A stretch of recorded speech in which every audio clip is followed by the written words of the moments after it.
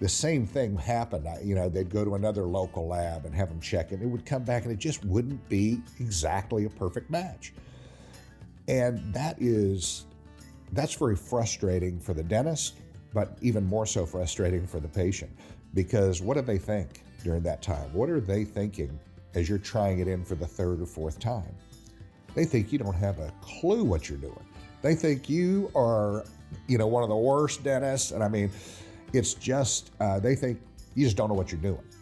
Now, so how do you alleviate that problem?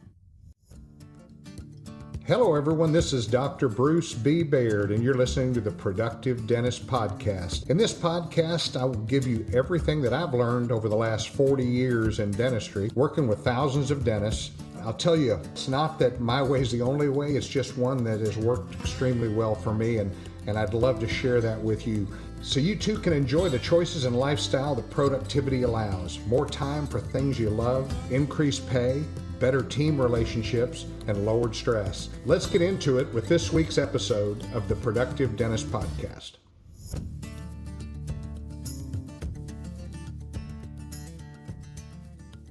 Hello, this is Dr. Bruce Baird of the Productive Dentist Podcast, and today we're going to talk about the fourth risk factor, which is aesthetic risk.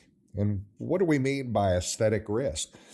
Well, when you have a patient that smiles and they don't show their teeth at all, that's what you would call a low aesthetic risk. Somebody who you could almost have any laboratory do the dentistry for you. You could have them, you can have a crown that's a different color. You can have crowns that have a metal collar to them. Patients or other people are never going to see it on that patient. So what's the high aesthetic risk patient? Well, that's when they smile so big, they show their gums, and as I'm going through the risk factors with these patients that are high risk, I truthfully don't even talk to them about it if it's low risk, because it's not a big deal. But when you have a high aesthetic risk patient, it's imperative that they understand that they're high risk. And I'll tell you, I go back 30 years, and I'd have that patient with a big smile come in, and I would go, they had broke their front tooth, and they would say, "Can you fix it?" And I would say, yeah, we can fix it. It's going to be great. I use a great lab, and these guys are amazing, and they're going to do a great job. And as a matter of fact, the guy who developed the Sunrise Crown was my ceramist back years ago, with gold, with porcelain on it, and did beautiful work. But what we would do is I would take my shades and I would prep the tooth, and we would go have the crown made. And it would come back, and sometimes it'd be right on. But as many of you know, you put it up there and you go, darn, I didn't catch I didn't get the right chroma on this. It's a little too bright, or it's a little too down. And so I would tell the patient, I said, you know what, let me send it back to the lab. Let me make a change on this, and I would tell them that. And we would get it back, and it still wouldn't be quite right. I don't know if this has ever happened to you, but, and so maybe the third time you're sending them to the lab, and they're doing the custom stain job right there in the office. And Danny was great at doing that, but when he passed away at a young age from pancreatic cancer, so I lost my ceramist. But the same thing happened. They'd go to another local lab and have them check it. It would come back and it just wouldn't be exactly a perfect match. And that's very frustrating for the dentist, but even more so frustrating for the patient, because what do they think during that time? What are they thinking as you're trying it in for the third or fourth time? They think you don't have a clue what you're doing. They think you are, one of the worst dentists. And I mean, it's just, they think you just don't know what you're doing. Now, so how do you alleviate that problem?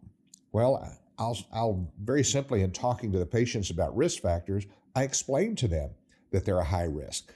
And I'll say something like, Maggie, when you smile, you see everything. You can see your gums, you can see your teeth, you can see the edges of your teeth. So when we do this dentistry for you on your front teeth, it has to be perfect. I mean, it literally has to be perfect. Now, I have some patients, Maggie, when they smile, you can't even see their teeth. Well, you're not one of those.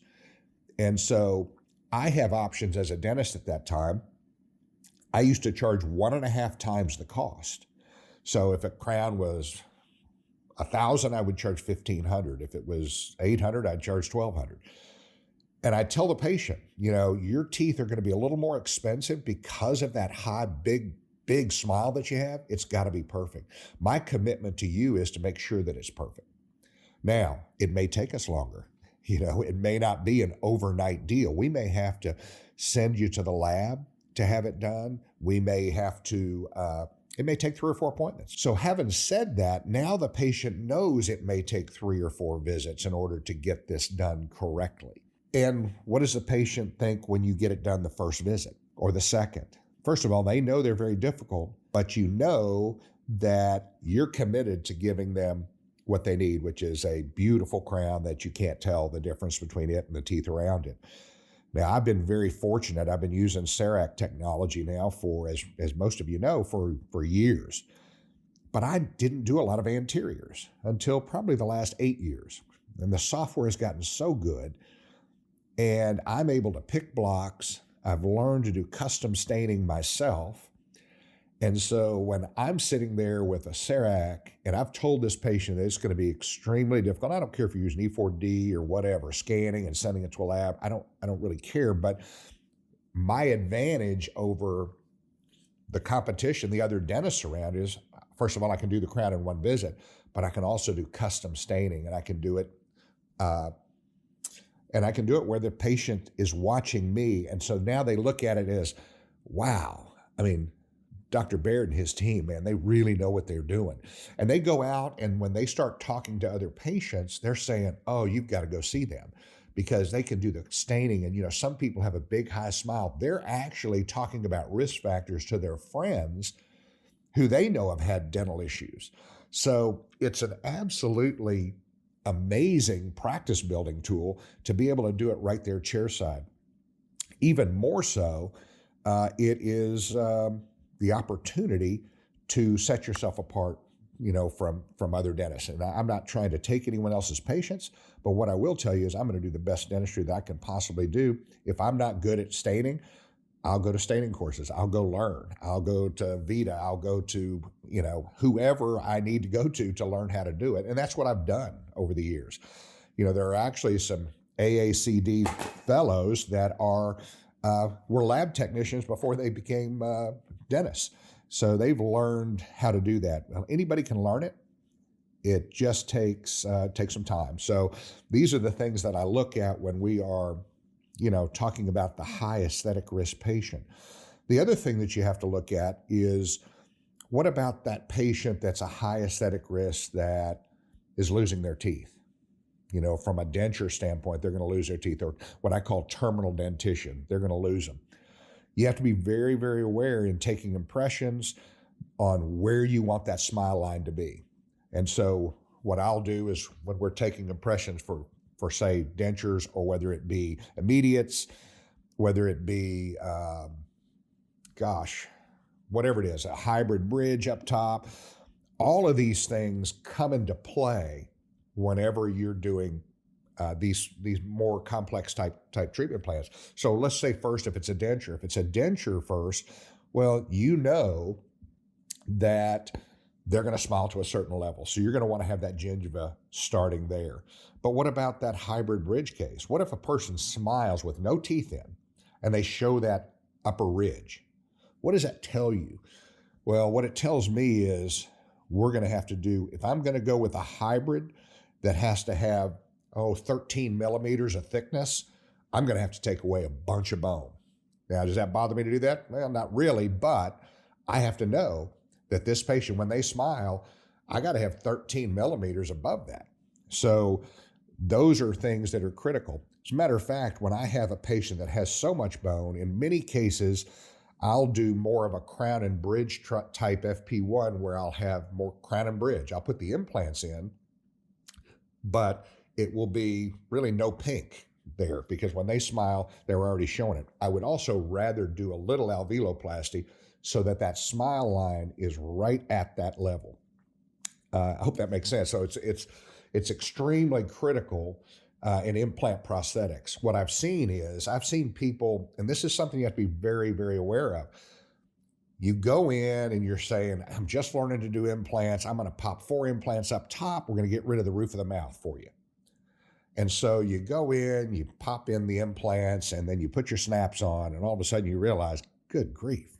When they smile, I mean, I can see all that pink, and it just doesn't look good. How do I know these things? Well, I've done them, and I've gone back and said, you know what, I don't like the way this looks. Let's make some changes. But the bad news is if you've already put those implants in that position, you don't have a lot of places to go, without taking them out and then doing a significant alveoloplasty. So I'm looking at smile and their smile risk very critically when I'm doing any type of prosthetics that include implants, because once those implants are at a certain spot, I've gone in on patients and taken out all the implants that they've had on the upper ridge or even the lower, where I can now place implants at the right position so that if I'm going with snaps, say locators or whatever type stuff you have, I'm going to have good aesthetic results, because people don't want to look like Mr. Ed, with these teeth, big old giant teeth, and that's when they stand out. How many times have you had that happen? Often. So, or have you had people say that? Hopefully you haven't had teeth that look that way. But it's critical in implant prosthetics. The other areas that it makes a big difference is I've seen dentists, and I've had patients walk in and their teeth are ugly as heck. They said, yeah, I had implants done. They snap them out. And now what they've done is the dentist previously had put in 4 implants and made a bar, which they didn't have enough room for snaps, but now they've added another 2 or 3 millimeters in a bar with attachments. Well, even using breed-in attachments on the side where you're not adding to the occlusion, it still can be a major problem on aesthetics. So if you're doing a bar overdenture or snaps, those are great for those patients who've lost an enormous amount of vertical. But when you just do an immediate taking out teeth on somebody, you've got to be aware of those things. It's absolutely paramount, and it's critical. So I had a patient years ago come in that had a maxillary subperiosteal implant in. I don't do maxillary subs. I've done probably 50 mandibular subperiosteals. That tells you how old I am. So but this maxillary sub was coming in, and the thing had settled into the sinus. The patient came in. I didn't know it had settled in the sinus at the time, but I had the patient come in, and when they smiled, they couldn't even put their lips together. Guess who they were pissed off at? They weren't pissed off at the guy who did the subperiosteal. They were pissed off at the dentist who did the teeth. So I said, okay. I said, well, take those out for me. Because they had O-ring attachments on the sub. I said, take them out for me. She goes, oh, I can't take it out. I go, oh, wait a minute. Yeah, you can take it out. This lady had not taken the upper sub out since she had it done, 4 years. So I was like, okay, so we got it out. It was not a pretty picture. That's when we found out the tissues were just like minced up. But the patient was actually upset with the restorative dentist. When I took that denture out and she smiled, I could see the framework of the sub. I mean, there's no way that restorative dentist could be successful with the prosthetics being set up that way. So, just be aware of that. Aesthetic risk, it's not unusual to have patients who, when I talk to them and I explain that it's going to be more costly because of that, they understand. So I can charge a higher fee. The fact that I do pretty much all my own staining and custom staining, I usually don't even charge them that extra fee now. I could if I was trying to, nickel and dime. But if I'm sending them to a laboratory, I mean, the truth is you can send it to any ceramist in the world and have this work done as long as the patient's paying for it. I think in the past I would go, oh, I'm going to send them to this ceramist. I'd never tell them it was a different cost. And then here the bill would be, and I'd be going like, crap, I didn't even make any money on this case. And that happens a lot in the early stages in implant dentistry. I remember Paul Homily talking about, these big cases are wonderful, but there's a lot of people that aren't making money doing them. And so you have to just really be aware of those things. So anyway, that's today's risk factor, which is aesthetic risk. We're going to be talking about physiologic risk.